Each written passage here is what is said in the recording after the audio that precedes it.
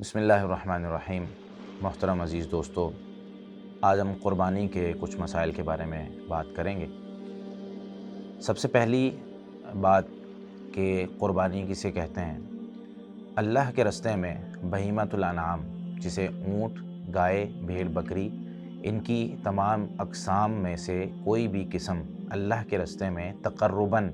قربان کرنا، اسے قربانی کہا جاتا ہے۔ قربانی ایک بہت عظیم عبادت ہے جس کا اللہ پاک نے قرآن کریم میں بھی اور نبی مکرم صلی اللہ علیہ وسلم کی پوری زندگی سے ہمیں آپ صلی اللہ علیہ وسلم کے عمل اور صحابہ کرام کے عمل سے اس کی طرف ترغیب ملتی ہے۔ قرآن کریم میں اللہ پاک نے یہ بات ارشاد فرمائی سورۃ الکوثر میں، فَصَلِّ لِرَبِّكَ وَانْحَرْ، آپ اپنے رب کے لیے نماز پڑھیں اور قربانی کیجیے۔ سیدنا عبداللہ بن عباس رضی اللہ تعالیٰ عنہما اس کی تفسیر میں ارشاد فرماتے ہیں کہ عید الاضحیٰ کے دن قربانی کرنے کی طرف اللہ پاک نے اس آیت میں اشارہ کیا ہے، اور جمہور مفسرین بھی اسی کے قائل ہیں۔ حدیث میں نبی مکرم صلی اللہ علیہ وسلم کا جو ہے وہ عمل ذکر کرتے ہوئے سیدنا انس بن مالک رضی اللہ تعالیٰ عنہ ارشاد فرماتے ہیں کہ نبی مکرم صلی اللہ علیہ وسلم 2 مینڈے جن کا رنگ سفید اور سیاہ تھا وہ قربان کیا کرتے تھے، اور آپ صلی اللہ علیہ وسلم جو ہے وہ بسم اللہ اللہ اکبر کہہ کر اپنے ہاتھ سے قربان کرتے تھے۔ اسی طریقے سے دوسرا مسئلہ یہ ہے کہ قربانی کا حکم کیا ہے، یعنی قربانی فرض ہے یا سنت ہے۔ تو اس میں صحیح بات یہ ہے کہ قربانی کرنا سنت مؤکدہ ہے، یعنی اس کی بہت زیادہ ترغیب دی ہے اسلام نے، اور ہر صاحب استطاعت کو کرنی چاہیے، چھوڑنی نہیں چاہیے۔ اس کے دلائل کیا ہیں؟ حدیث میں آتا ہے، صحیح مسلم میں 5232 نمبر روایت ہے، سیدہ ام سلمہ رضی اللہ تعالیٰ عنہ ارشاد فرماتی ہیں کہ بے شک نبی مکرم صلی اللہ علیہ وسلم نے یہ بات ارشاد فرمائی، اذا دخلت العشر واراد احدکم ان یضحی، جب ذوالحجہ کے پہلے 10 دن شروع ہو جائیں، یعنی ذوالحجہ کا مہینہ شروع ہو جائے، واراد احدکم ان یضحی، اور تم میں سے کوئی قربانی کرنا چاہے، اس کا ارادہ رکھے، تو پھر وہ اپنے بال اور اپنے ناخن نہ کاٹے۔ تو اس میں علماء کرام کہتے ہیں کہ نبی مکرم صلی اللہ علیہ وسلم نے قربانی کا ارادہ کرنے کا کہا کہ کوئی شخص اگر قربانی کا ارادہ کرے، یعنی آپ صلی اللہ علیہ وسلم نے واجب نہیں قرار دیا۔ اور اسی طریقے سے سیدنا ابو بکر اور سیدنا عمر رضی اللہ تعالیٰ عنہما سے بھی یہ بات ثابت ہے کہ وہ استطاعت کے باوجود قربانی نہیں کرتے تھے، جس طرح کہ سنن صغیر امام بہقی رحمۃ اللہ علیہ کی اس میں 1813 نمبر روایت ہے، جس کو شیخ البانی رحمہ اللہ نے ارواء الغلیل میں صحیح قرار دیا ہے۔ اس میں سیدنا حذیفہ الغفاری رضی اللہ تعالیٰ عنہ کہتے ہیں، ادرکت ابا بکر او رأیت ابا بکر و عمر لا یضحیان کراہیۃ ان یقتدی بہما، وہ کہتے ہیں کہ میں نے سیدنا ابو بکر اور عمر رضی اللہ تعالیٰ عنہ کو دیکھا کہ وہ استطاعت کے باوجود قربانی نہیں کرتے تھے کہ لوگ کہیں فرض نہ سمجھ لیں۔ اور سنن صغیر امام بہقی کی 1815 نمبر، اس میں سیدنا ابو مسعود الانصاری رضی اللہ تعالیٰ عنہ کا عمل بھی موجود ہے، جس کو شیخ البانی رحمہ اللہ نے ارواء الغلیل میں صحیح قرار دیا ہے، انی لعدع الاضحی و انی لموسر مخافۃ ان یری جیرانی انہ حتم علی، میں وسعت کے باوجود، طاقت کے باوجود کئی دفعہ قربانی چھوڑ دیتا ہوں، اس وجہ سے کہ کہیں میرا پڑوسی نہ سمجھ لے کہ یہ مجھ پر فرض ہے۔ دوسری طرف جو فرضیت کے دلائل دیے جاتے ہیں، ان میں سے ایک دلیل یہ ہے کہ نبی مکرم صلی اللہ علیہ وسلم نے ارشاد فرمایا، کہا جاتا ہے، من وجد سعۃ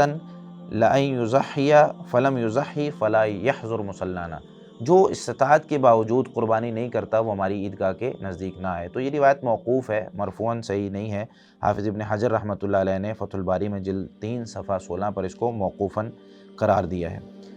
تیسرا مسئلہ یہ ہے کہ قربانی کی حکمت کیا ہے، قربانی کیوں کی جاتی ہے۔ تو سب سے پہلی بات تو یہ یاد رکھیں کہ اللہ رب العالمین کا حکم ہے، اس وجہ سے قربانی کی جاتی ہے کہ اللہ کا حکم ماننا ہے۔ ہم بندے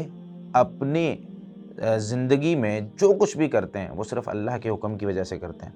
اسی طریقے سے دوسری حکمت اس میں یہ ذکر کی جاتی ہے کہ اس میں بندے کی تربیت ہوتی ہے کہ جب بندہ اللہ کے لیے اپنی چیزوں کو، اپنے مال کو، اپنے جانور کو قربان کرتا ہے، تو انسان جب اللہ کو انسان کی جان کی ضرورت پڑے تو انسان وہ بھی قربان کر سکتا ہے۔ اسی طریقے سے جب ہم قربانی کرتے ہیں تو بسم اللہ واللہ اکبر پڑھتے ہیں، یعنی اس وقت توحید کا، اللہ رب العالمین کے نام کا پوری دنیا کے اندر ذکر ہوتا ہے بلند آواز کے ساتھ، تو یہ بھی ایک اس کی حکمت ہے۔ اسی طریقے سے ایک حکمت قربانی کی کہ جو غرباء اور مساکین ہوتے ہیں جو سارا سال گوشت نہیں کھا پاتے، ان تک بھی گوشت پہنچایا جائے اور ان کو بھی کھلایا جائے، اور بہت سی حکمتیں جو ہیں وہ ہو سکتی ہیں۔ اس کے بعد ہم بات کریں گے قربانی کی شروط کے بارے میں کہ اس کی شرطیں کیا ہیں۔ سب سے پہلی شرط یہ ہے کہ قربانی کرنے والا وہ اللہ رب العالمین کے لیے خالص قربانی کرے، یعنی کسی اور مقصد کے لیے نہ ہو، کسی رشتہ دار کو دکھانے کے لیے کہ بھائی میرے پاس تو بھائی اس دفعہ میں نے بہت مہنگا جانور، بڑا جانور لیا ہے، یہ ریاکاری ہو جائے گی، اور جب ریاکاری آ جائے گی تو ہمارا عمل جو ہے وہ برباد ہو جائے گا۔ دوسرا جو ہے، بندہ قادر ہو قربانی خریدنے پر، اس کے پاس استطاعت ہو، یہ نہ ہو کہ لوگوں سے قرضے مانگ مانگ کے، ہاں اگر اسے یہ پتہ ہے کہ میں قرضہ لے کر ایک وقت تک جلدی واپس کر سکتا ہوں اور اس وقت میرے پاس پیسے نہیں، کہیں سے آ جائیں گے میں واپس کر دوں گا، پھر ٹھیک ہے، لیکن ہے ہی نہیں اور اس کے پیچھے بھاگتا ہوا پھر کہہ رہا ہے کہ میں نے یہ قربانی کرنی ہی کرنی ہے، تو ایسی قربانی ہے، ایسی عبادت اللہ کو پسند نہیں ہوتی جس میں بندہ اپنے آپ کو بہت زیادہ مشکل میں ڈال دے۔ تو اپنے آپ کو مشکلات میں نہیں ڈالنا، جو شخص استطاعت رکھتا ہے وہ قربانی کرے۔ پھر ایک شرط اس میں یہ ہے کہ قربانی کا جانور بہیمۃ الانعام میں سے ہونا چاہیے، یہ اونٹ کی نسل سے، گائے کی نسل سے، بھیڑ کی نسل سے، بکری کی نسل سے۔ یہ نہ ہو کہ ہم جو ہیں وہ کوئی بھی حلال جانور قربان کرنے کی کوشش کریں، یا کئی لوگ جو ہیں وہ کسی بھی جانور کو کہ یار بھائی ٹھیک ہے یہ بھی حلال ہے نا تو اس کو بھی قربان کر دیتے ہیں، نہیں، یہ 4 قسم کے جانور، ان کی جو نسلیں ہیں ان سے قربانی ہو جاتی ہے۔ اسی طریقے سے قربانی میں ایک شرط یہ ہوتی ہے کہ قربانی میں کوئی عیب نہیں ہونا چاہیے، وہ عیب انشاءاللہ آگے میں ذکر کرتا ہوں کون کون سے ہیں۔ اور چوتھی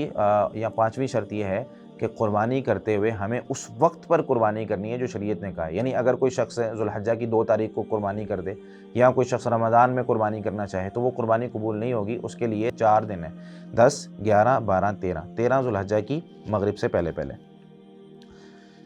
اگلا مسئلہ یہ ہے کہ قربانی کی عمر کیا ہونی چاہیے۔ تو قربانی کی عمر کے بارے میں نبی مکرم صلی اللہ علیہ وسلم سے صحیح مسلم میں 1963 نمبر روایت ہے، جس میں سیدنا جابر رضی اللہ تعالیٰ عنہ فرماتے ہیں، آپ صلی اللہ علیہ وسلم نے ارشاد فرمایا، لا تذبحوا الا مسنۃ، تم دوندے جانور کے علاوہ، یعنی 2 دانتا جانور کے علاوہ کوئی اور ذبح نہ کرو، الا ان یعثر علیکم، ہاں اگر تم پر مشکل ہو جائے، 2 دانتا تمہیں ملتا ہی نہیں ہے، فتذبحوا جزعۃ من الظأن، تو تم بھیڑ کا جو جزع ہے یعنی 8-9 مہینے کا وہ بھی تم کر سکتے ہو۔ تو اگر کوئی اور جانور ہے، اونٹ لینا ہے آپ نے، گائے لینی ہے، بھیڑ بکری لینی ہے، کوئی بھی لینا ہے تو 2 دانتا کوشش کریں کہ 2 دانتا ہی ہو۔ اگر 2 دانتا نہیں ملتا تو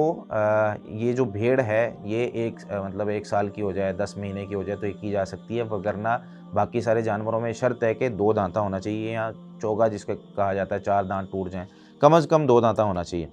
اچھا، اس کی عمر کے بارے میں بات کریں تو عمریں مختلف ہوتی ہیں سب کی۔ اگر ہم اونٹ کی بات کریں تو جس کے 5 سال مکمل ہو جائیں نا، اونٹ کے جب 5 سال مکمل ہو جائیں، چھٹے میں لگتا ہے تو پھر وہ دوندا ہوتا ہے۔ اگر گائے کی بات کریں تو 2 سال مکمل ہو جائیں، تیسرے میں وہ لگے تو عام طور پہ وہ دوندا ہوتا ہے۔ اگر بھیڑ بکری کی بات کریں تو وہ 1 سال مکمل کر کے دوسرا سال جب اس کا شروع ہو جاتا ہے نا تو اس میں وہ دوندا ہوتا ہے، لیکن یہ عمر کی شرط نہیں ہے، شرط ہے دوندا ہونا، 2 دانتا ہونا۔ اسی طریقے سے ایک مسئلہ یہ ہے کہ عیوب یعنی عیب کون کون سے جانوروں میں ہو تو جانور قربان نہیں کرنے چاہیے۔ مسند احمد کی جو الرسالہ ہے اس میں جلد نمبر 30 صفحہ 615 ہے، سیدنا براء بن عازب رضی اللہ تعالیٰ عنہ فرماتے ہیں کہ بے شک رسول اللہ صلی اللہ علیہ وسلم نے فرمایا، یعنی آپ صلی اللہ علیہ وسلم سے پوچھا گیا، ماذا یتقی من الضحایا، قربانی کرتے ہوئے کون سی چیزوں سے پرہیز کیا جائے، کون سے جانور قربانی میں نہیں ذبح کرنے، تو نبی صلی اللہ علیہ وسلم فرمایا اربعون، 4 قسم کے جانور۔ کون کون سے؟ پھر آگے انہوں نے فرمایا الارجاء البین ضلعها والاوراء البین عورها، یعنی ایسا جانور کہ جس کا جو ہے وہ لنگڑا یعنی ٹانگ اس کی خراب ہو، چل نہ سکے، اس کا لنگڑا پن واضح ہو رہا ہو، ایسا آنکھ خراب ہو جس کی، کانا پن جس کا واضح ہو رہا ہو، والمریضۃ البین مرضها، مریض ہے جانور اور اس کا مرض واضح ہو رہا ہے، بخار ہے اس کو یا کوئی اور اس طرح کا مرض ہے جو واضح نظر آ رہا ہے۔ اور اسی طریقے سے والاجفاء التی لا تنقی، ایسا جانور جس کی ہڈیوں میں گودا نہیں، طاقت ہی نہیں ہے، بالکل لاغر ہو گیا، تو ایسا جانور بھی قربان نہیں کرنا۔ اور سنن ابن ماجہ میں 3143 نمبر روایت ہے، جس میں سیدنا علی رضی اللہ تعالیٰ فرماتے ہیں، رسول اللہ صلی اللہ علیہ وسلم نے ہمیں اس بات کا حکم دیا ان نستشرف العین والاذن، کہ ہم آنکھیں اور کان اچھے طریقے سے دیکھ لیں، کان کہیں سے کٹا ہوا تو نہیں ہے، اس میں کوئی اور مسئلہ تو نہیں ہے۔ تو یہ عیوب کچھ احادیث میں ذکر ہوئے ہیں۔ ان کے علاوہ جو ان سے بڑے عیوب ہیں نا، مطلب ظاہری طور پہ بہت سارے اس طرح کے عیوب ہو سکتے ہیں کہ جو ان احادیث میں ذکر نہیں ہے اور واقعی وہ عیب ہے، تو ہمیں اس جانور سے پرہیز کرنا چاہیے۔ ہاں، اس سے اگر کوئی کم ہے تو پھر وہ کر سکتے ہیں۔ اسی طریقے سے ایک مسئلہ یہ ہے کہ کیا خصی جانور کی قربانی ہو سکتی ہے؟ تو جی ہاں، بالکل ہو سکتی ہے، اور نبی مکرم صلی اللہ علیہ وسلم وہی کیا کرتے تھے، جیسا کہ مسند احمد الرسالہ کے اندر جلد نمبر 43 ہے، صفحہ 37 ہے، امی جان سیدہ عائشہ صدیقہ رضی اللہ تعالیٰ فرماتی ہیں کہ رسول اللہ صلی اللہ علیہ وسلم جب قربانی کرتے، اذا ضحى اشترى کبشین عظیمین سمینین اقرنین املحین موجوعین، کہ نبی مکرم صلی اللہ علیہ وسلم جب قربانی کرتے تو 2 مینڈے خریدتے، بڑے بڑے ہوتے، موٹے تازے ہوتے، اور ان کے سینگ بھی ہوتے تھے، اور ان کے کلر جو ہے آپ صلی اللہ علیہ وسلم زیادہ تر سفید اور سیاہ اس طرح کے ملٹی کلر خریدتے تھے، اور موجوعین وہ خصی ہوتے تھے، تو خصی جانور کی قربانی کرنا بھی جائز ہے۔ اس کے بعد سوال یہ ہے کہ قربانی کرنے کا وقت کیا ہے؟ قربانی کرنے کے وقت کے بارے میں پہلے جس طرح میں نے ذکر کیا کہ 10 ذو الحجہ کا دن ہے، اور اس کے بعد 3 دن اضافی، یعنی 10، 11، 12 اور 13 ذو الحجہ کی شام مغرب تک۔ کچھ لوگ 3 دن کہتے ہیں، یعنی ٹوٹل 3 دن، لیکن صحیح بات یہ ہے کہ قربانی 4 دن تک کی جا سکتی ہے۔ اس کا یہ مطلب نہیں کہ چوتھے دن ہی کرنی ہے ہم نے، وہ آپشنل ہے، یعنی کوشش یہ کریں کہ پہلے دن ہی کریں، اور عید کی نماز پڑھنے کے بعد فوراً کریں، کہ رسول اللہ صلی اللہ علیہ وسلم کا یہی طریقہ تھا۔ لیکن آپ صلی اللہ علیہ وسلم نے اگلے دن آپشن دیے ہیں کہ پہلے دن کوئی مسئلہ ہو سکتا ہے، کوئی گھر میں بیمار ہو سکتا ہے، یا کوئی اور کام ہو سکتا ہے، تو بندہ نہیں کر پایا تو دوسرے تیسرے دن کر لے، چوتھے دن مغرب سے پہلے پہلے کر لے، رات کو بھی کی جا سکتی ہے، اس میں کوئی مسئلہ نہیں ہے۔ تو اس میں جو حدیث آتی ہے، مسند احمد میں روایت موجود ہے 22,475 نمبر پر، جس میں سیدنا ابو ہریرہ رضی اللہ تعالیٰ عنہ فرماتے ہیں کہ رسول اللہ صلی اللہ علیہ وسلم عید الفطر میں جب نماز کے لیے نکلتے تو کچھ کھا کر نکلتے، ولا یاکل یوم الاضحیٰ حتی یرجع، اور عید الاضحیٰ میں کچھ نہیں کھاتے تھے حتیٰ کہ واپس آ جاتے، فیاکل من اضحیتہ، تو آپ صلی اللہ علیہ وسلم اپنی قربانی کے گوشت سے کھاتے۔ تو اس کا یہ مطلب ہے کہ آپ صلی اللہ علیہ وسلم عید کی نماز پڑھنے کے فوراً بعد قربانی ذبح کرتے، اس کا گوشت تیار کرتے اور پھر کھاتے۔ اور ایک حدیث آتی ہے جسے شیخ البانی رحمہ اللہ نے سلسلہ صحیحہ میں 2476 نمبر پر صحیح کہا ہے، وَكُلُّ أَيَّامِ التَّشْرِيقِ ذِبْحٌ، کہ ایام تشریق جتنے بھی ہیں 11، 12، 13 یہ ذبح کے دن ہیں، یعنی ہم اس میں ذبح کر سکتے ہیں۔ تو یہ حدیث ہے جس کی وجہ سے جو ہے وہ ہم 4 دن تک، یعنی 10، 11، 12 اور 13 ذو الحجہ کو ہم قربان کر سکتے ہیں، اور یہی فتویٰ حافظ ابن قیم رحمۃ اللہ علیہ نے زاد المعاد جلد نمبر 2 صفحہ 319 پر ذکر کیا ہے۔ سیدنا علی بن ابی طالب رضی اللہ تعالیٰ عنہ کا بھی یہی فتویٰ ہے۔ اسی طریقے سے امام اہل بصرہ جو کہ حسن بصری رحمۃ اللہ علیہ، ان کا بھی یہی فتویٰ ہے۔ امام اہل مکہ عطا بن ابی رباح کا بھی یہی فتویٰ ہے۔ امام اہل شام امام اوزاعی رحمۃ اللہ علیہ کا بھی یہی فتویٰ ہے۔ امام فقہائے حدیث امام شافعی رحمۃ اللہ علیہ کا بھی یہی فتویٰ ہے، اور ابن المنذر نے بھی اسی کو اختیار کیا۔ اس کے بعد ایک سوال ہے کہ کیا قربانی ہر شخص الگ الگ کرے گا؟ مطلب ایک گھر میں ایک شخص ہے، ایک کماتا ہے، اور اس کے 4 بیٹے ہیں، بیوی ہے، ماں باپ ہیں، اور خرچہ وہ پورے گھر کا اٹھاتا ہے، کیا تو ہر شخص کی طرف سے وہ الگ قربانی کرے گا، یا ایک قربانی بھی پورے گھر کی طرف سے کفایت کر جاتی ہے؟ تو سنت تو یہی ہے کہ ایک قربانی پورے گھر کی طرف سے کفایت کر جاتی ہے، لیکن اگر کوئی شخص زیادہ بھی کرنا چاہتا ہے، استطاعت اس کے پاس ہے، تو ہر کسی کی طرف سے وہ کر سکتا ہے، کوئی مسئلہ نہیں ہے اس میں۔ حدیث میں آتا ہے، صحیح مسلم میں روایت ہے 5203 نمبر، جس میں امی جان سیدہ عائشہ صدیقہ رضی اللہ تعالیٰ فرماتی ہیں کہ نبی مکرم صلی اللہ علیہ وسلم یہ دعا کیا کرتے تھے قربانی کرتے ہوئے، بسم اللہ اللہم تقبل من محمد و آل محمد، اے اللہ تو محمد سے اور آل محمد سے اس قربانی کو قبول فرما، یعنی اپنے آپ سے اور خاندان والوں سے نبی مکرم صلی اللہ علیہ وسلم یہ دعا کرتے۔ اور جامع ترمذی میں 1505 نمبر روایت ہے، جس میں عطا بن یسار کہتے ہیں، میں نے سیدنا ابو ایوب انصاری رضی اللہ تعالیٰ عنہ سے سوال کیا کہ رسول اللہ صلی اللہ علیہ وسلم کے زمانے میں قربانیاں کیسے کی جاتی تھیں؟ تو کہنے لگے، کان الرجل یضحی بالشاۃ عنہ وعن اہل بیتہ، کہ ایک آدمی ایک بکری قربان کرتا تھا اپنی طرف سے بھی اور اپنے گھر والوں کی طرف سے بھی، فیاکلون، خود بھی کھاتے، ویطعمون، اور لوگوں کو بھی کھلاتے، حتی تباہ الناس، حتیٰ کہ اب یہ وقت آ گیا لوگ آپس میں ایک دوسرے سے فخریہ طریقے کے ساتھ قربانیاں زیادہ خریدتے ہیں کہ دیکھو میرے پاس 4 ہیں، میرے پاس 10 ہیں، میرے پاس اتنی ہیں، حالانکہ رسول اللہ صلی اللہ علیہ وسلم کے زمانے میں اس طرح نہیں ہوتا تھا، فصارت کما ترا، تو جو حالت اس وقت آپ دیکھ رہے ہیں وہی ہو۔ تو اس سے پتہ چلا کہ قربانی ایک پورے گھر کی طرف سے ہو جاتی ہے، یعنی اگر کمانے والا ایک ہے، اگر بھائی الگ ہو چکے ہیں، کماتے الگ الگ ہیں، ٹھیک ہے، وہ اپنی اپنی طرف سے کر لیں۔ اس کے بعد ہے تقسیم کا مرحلہ، کیا قربانی کا گوشت تقسیم کرتے ہوئے ہمارے معاشرے میں مشہور ہے کہ 3 حصے کرنے چاہیے اور برابر برابر کرنے چاہیے، کیا ایسا کوئی اسلام میں کوئی تصور ہے؟ تو گوشت کو تقسیم تو کرنا چاہیے، لیکن برابر برابر تقسیم کرنا چاہیے ایسی کوئی حدیث نہیں ہے۔ تقسیم کے بارے میں جو حدیث آتی ہے وہ سنن نسائی میں 4431 نمبر روایت ہے، جس میں امی جان سیدہ عائشہ صدیقہ رضی اللہ تعالیٰ عنہ فرماتی ہیں کہ ایک دفعہ جب شروع کا دور تھا تو مصر سے کچھ لوگ جو ہیں وہ مدینہ آئے، تو رسول اللہ صلی اللہ علیہ وسلم نے قربانی کا حکم دیا، اور آپ صلی اللہ علیہ وسلم نے یہ کہا، کلو وادخروا ثلاثا، کھاؤ اور صرف 3 دن تک تم ذخیرہ کر سکتے ہو، اس کے بعد تم نے ذخیرہ نہیں کرنا۔ پھر کچھ وقت گزرا، صحابہ کرام نے دیکھا کہ بھائی اب تو قربانیاں زیادہ ہو گئی ہیں، ہر شخص قربانی کرنے لگا ہے، کیونکہ شروع اسلام میں قربانیاں کم تھی، جو ہیں وہ لوگ زیادہ تھے، تو نبی صلی اللہ علیہ وسلم نے کہا کہ لوگوں کو بھی کھلاؤ، 3 دن سے زیادہ ذخیرہ نہیں کرنا۔ لیکن جب قربانیاں زیادہ ہو گئی، ہر شخص اپنی قربانی کرنے لگا، تو صحابہ کرام نبی صلی اللہ علیہ وسلم کے پاس آئے اور آ کر سوال کرنے لگے، یا رسول اللہ آپ نے قربانی کا گوشت 3 دن سے زیادہ ذخیرہ کرنے سے منع فرمایا، آپ سے فرمایا کہ اب میں تمہیں اجازت دیتا ہوں कुलू वद्दखिरू वतसद्दकू, खाओ भी, ज़ख़ीरा भी करो और सदका भी करो। तो इसमें 3 हुक्म है, कुलू वद्दखिरू वतसद्दकू, खाओ भी,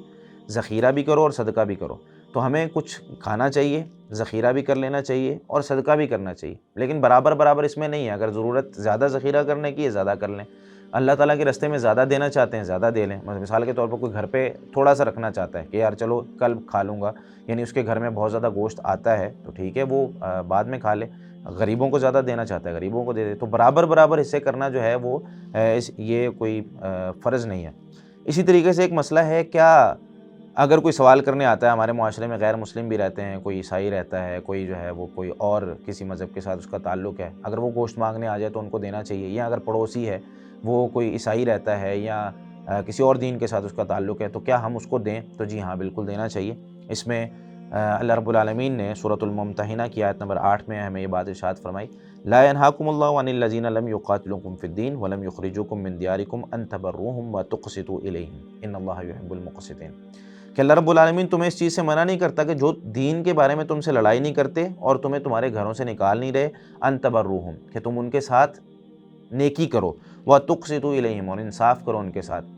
एहसान करो उन पर। तो नेकी करने में मुफ़स्सिरीन लिखते हैं कि यहाँ पर नेकी गोश्त के साथ भी की जा सकती है। और दूसरी आयत हैं, सूरतुल हज की आयत नंबर 36 में अल्लाह रब्बुल आलमीन फरमाते हैं, फ़कुलू मिन्हा, तुम भी खाओ कुर्बानी से, वातिमुल क़ानिय वल मुअतर, ऐसे लोगों को भी खिलाओ जो कनात करने वाले हैं, सवाल नहीं करते, और जो सवाल करते हैं उनको भी खिलाओ। तो इसमें भी काफिर और मुसलमान दोनों शामिल हैं, लेकिन तरजीह मुसलमान को देनी चाहिए।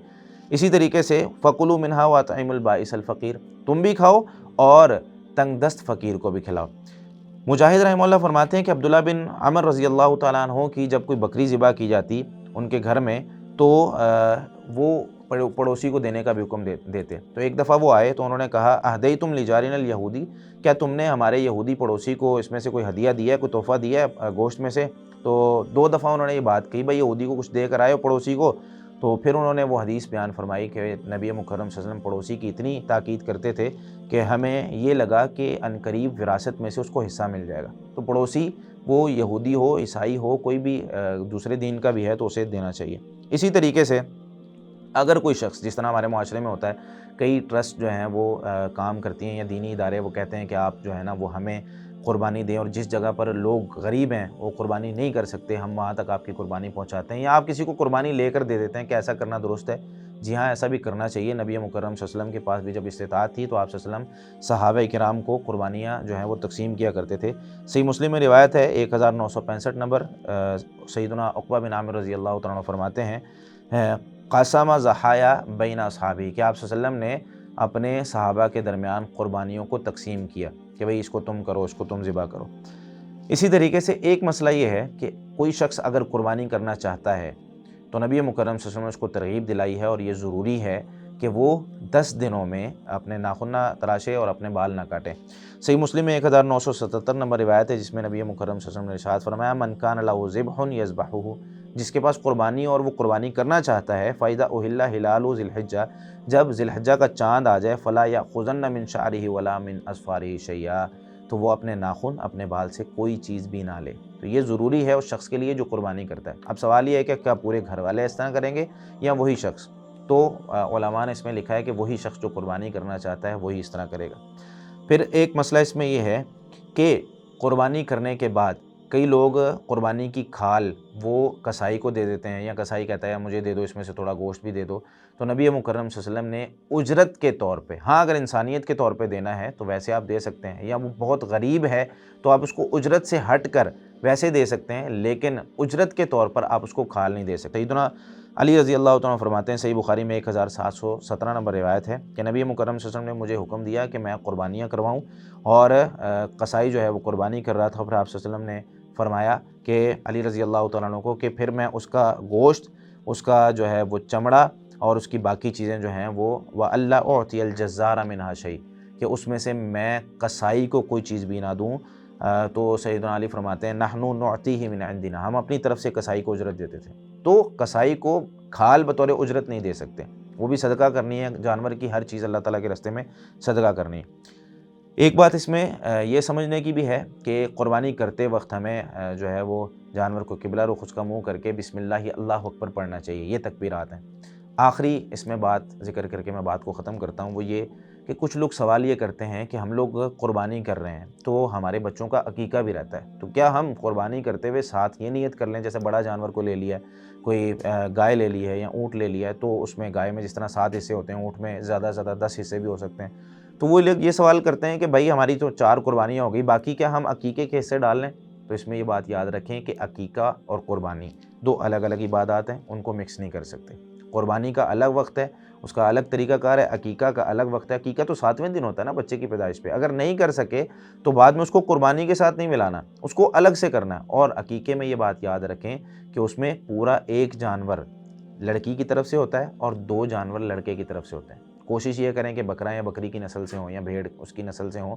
تو اگر اس طرح ہے تو پھر پورا جانور کرنا ہوتا ہے، اس میں حصے نہیں ڈلتے عقیقے میں، تو یہ بات یاد رکھیں۔ جو لوگ کہتے ہیں نا حصے ڈل سکتے ہیں اس میں کوئی مسئلہ نہیں، ان سے دلیل کا مطالبہ کر دیں کہ بھئی نبی مکرم صلی اللہ علیہ وسلم نے کبھی یا صحابہ نے اپنی زندگی میں کبھی ایسا کیا ہے، اگر کیا ہے تو لے لیں، زیادہ لمبی چوڑی بات ہی نہیں ہے کہ بھائی کوئی ایک حدیث دکھا دیں جس میں نبی مکرم صلی اللہ علیہ وسلم نے قربانی کے ساتھ عقیقہ کیا ہو یا حصے ڈال کے کہا ہو کہ یار چلو اتنے حصے جو ہیں وہ قربانی کے ہو جائیں، اتنے حصے عقیقے کے ہو جائیں، ایسا کچھ بھی اس میں نہیں تھا۔ تو ہمیں جو ہے وہ ان چیزوں کو مد نظر رکھ کر اپنا قربانی کا جانور بھی خریدنا ہے، پھر قربان کرتے ہوئے پھر اپنی نیتوں کو خالص کریں کہ قربانی خالصتاً اللہ کے تقرب کے لیے کی جاتی ہے، اس میں لوگوں کو دکھانے کے لیے، اسٹیٹس کے لیے۔ بھائی آپ کے پاس استطاعت ہے نا کہ آپ 20,000 والا جانور لے سکتے ہیں، آپ 20,000 والا لے لیں۔ آپ کے پاس استطاعت ہے آپ لاکھ والا لے سکتے ہیں، آپ لاکھ والا لے لیں۔ آپ کے پاس اس سے بڑے استطاعت ہے آپ بڑا لے لیں۔ معاشرے سے نہ ڈریں، اسٹیٹس کے پیچھے نہ بھاگیں، یار معاشرہ کیا کہے گا، محلے اہل محلہ کیا کہیں گے، بھائی اتنا کماتا ہے پھر بھی یہ لیا ہے، ٹھیک ہے۔ کوشش کریں صحابہ کرام سیدنا عمر رضی اللہ تعالیٰ عنہ اور باقی صحابہ جانور لیتے تھے، یسمنون، اسے موٹا تازہ کرتے تھے، کھلاتے تھے، پہلے لیں اسے کھلائیں پلائیں، اچھا خاصا ہٹا کٹا کریں، اس کے بعد اللہ تعالیٰ کے راستے میں قربان کریں، خود بھی کھائیں، ذخیرہ بھی کریں، غریبوں کو بھی کھلائیں۔ اللہ رب العالمین ہمیں عید قربان یعنی عید الاضحیٰ پورے جوش و خروش کے ساتھ منانے کی اور اللہ تعالیٰ کو راضی کرنے کی توفیق عطا فرمائے۔ جزاکم اللہ خیر۔